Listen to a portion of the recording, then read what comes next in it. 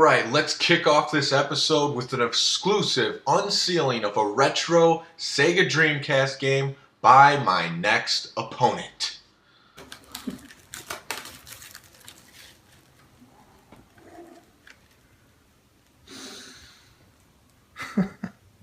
Look at that beauty. 2000 smell. Awesome. Wow. Tonight's matchup.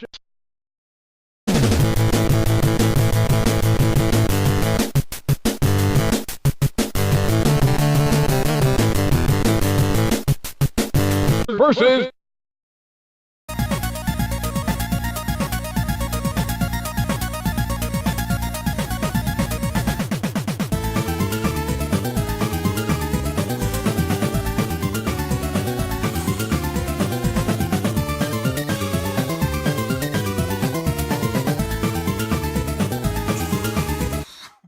NFL Quarterback Club 2000, developed by Acclaim Sports. You know a good way to get Chicago Bears fans not to pay attention to this game? Use Brett Favre as your cover athlete. Now, I'm not saying Brett Favre's not a great athlete, but last time I checked, Chicago has a bigger market than Green Bay. Usually on the later retro consoles like the Sega Dreamcast, I like to show the intro video to the game. Well, Acclaim Sports decided to go without a video. Now, it's not a huge deal because usually you just skip those anyways, but you've already put your game in a second tier class of NFL games. Alright, we are all set. Joey Venture is going with the San Francisco 49ers led by Steve Young, and I'm going with the Randall Cunningham led Minnesota Vikings. Alright, usually I cut out the loading screens, but I wanted you guys to see something.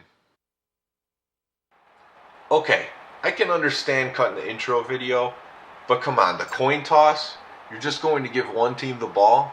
Even the Nintendo games had a coin toss. First impressions of the graphics is it's clearly better than Nintendo 64, but not by much. The best graphics that the Dreamcast had to offer at the time was NFL 2K, and this falls short from that game. Now for the presentation style of the text graphics, it's similar to ESPN, but this game didn't have the ESPN license, so of course they couldn't just straight out use it. But it looks similar to it, and that's kind of a nice touch for this game.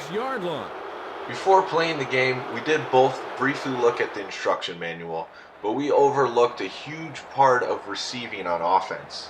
When you throw the ball to your receiver, you actually have to press a button to catch the ball. There's 3 types of catches. B button for a diving catch, X button is just regular catch, and Y button is just jumping catch. Now Joey Venture's the one with nostalgia for this game. He says he got this game when he first got the Dreamcast. Now I could see you having some nostalgia for this if that's the situation, but otherwise, I don't know.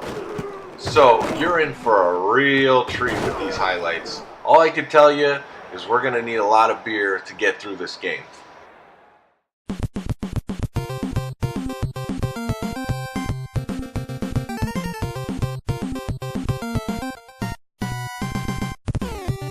Running like he's got something.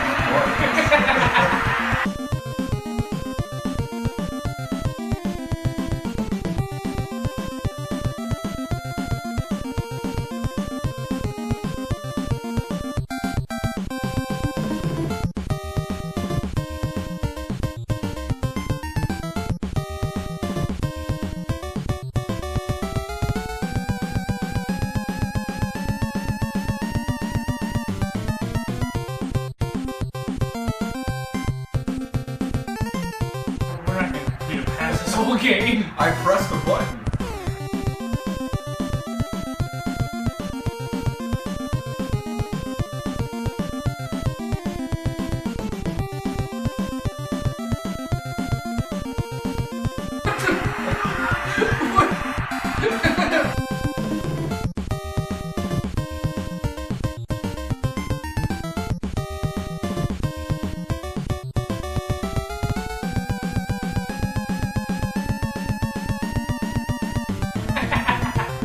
Omaha.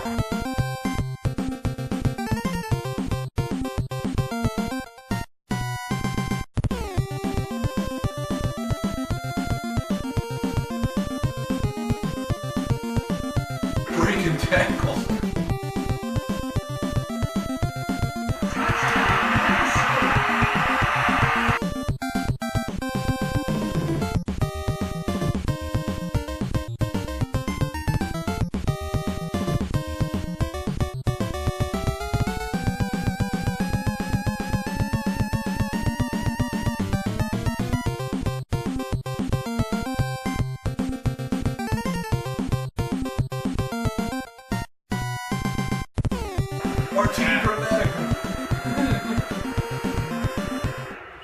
That's the end of the first half. Today's halftime show is brought to you by Rydell, the official helmet of the National Football League.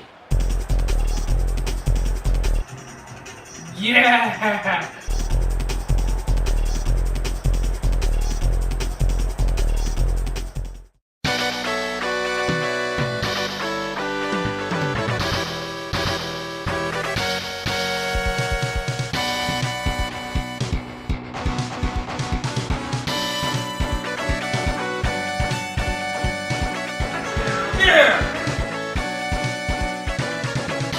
Talking about biggest stuff.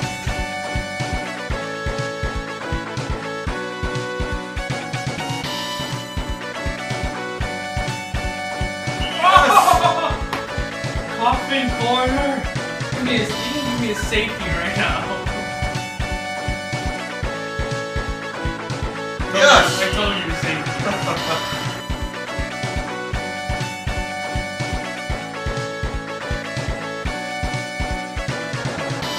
First down. Go, Randall! Go, go, go! So good! Yes! I have a shot.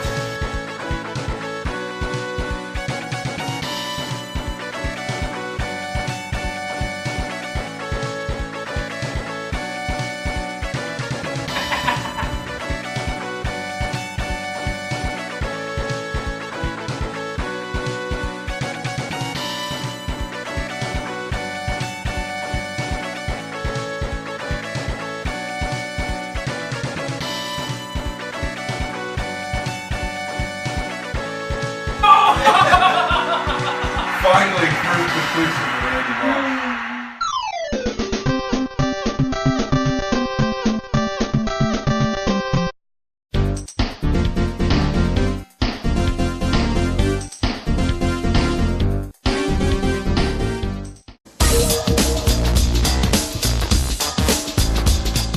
So disappointed in my defense. So disappointed.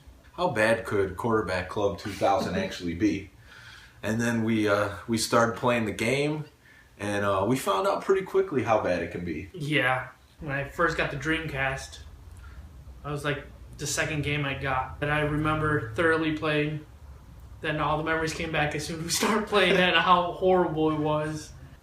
It wasn't that good. There were a lot of issues with the gameplay. The worst issue with this game is you had to actually press a button. You had to press X to catch the ball. So once you threw it with the quarterback, the receiver would not go for the ball unless you pressed the button. And getting the timing down for that was not an easy task. I did complete the first pass, and we were all surprised when I did that. So, Yeah. There was no turbo button or speed boost, which I can understand. You don't have to have that. This game could have used anything positive in the gameplay.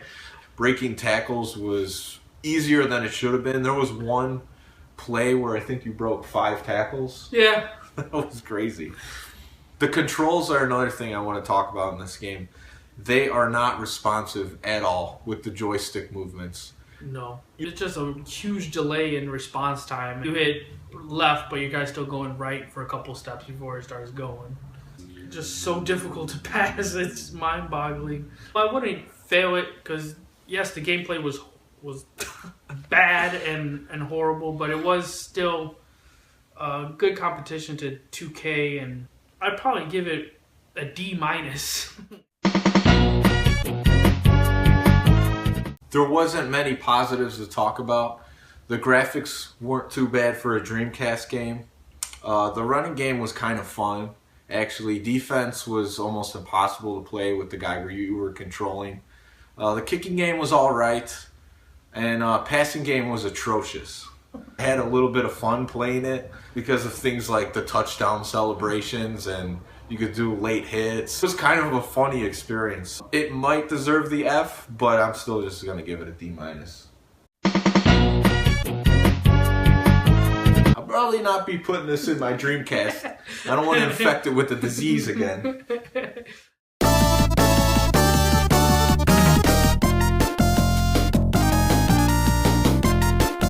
The beer I'm recommending this time around actually caught me by surprise. That's because I didn't buy it.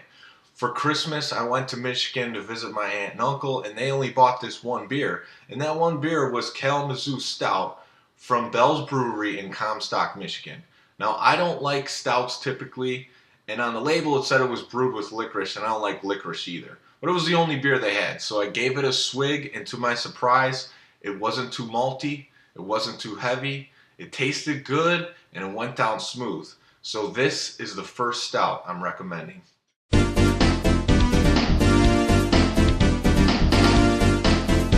Acclaim, you had me fooled into thinking you were actually a good developer with this intro of one of my very first sports games, NBA Jam. But you didn't create NBA Jam, did you? No, Midway did. Ooh yeah. You just ported the arcade counterpart over to the console systems for everybody to enjoy at home. Now I have to weed through some of the trash you created to try to prove you're not the LJN of sports games. Ooh yeah. Feel it!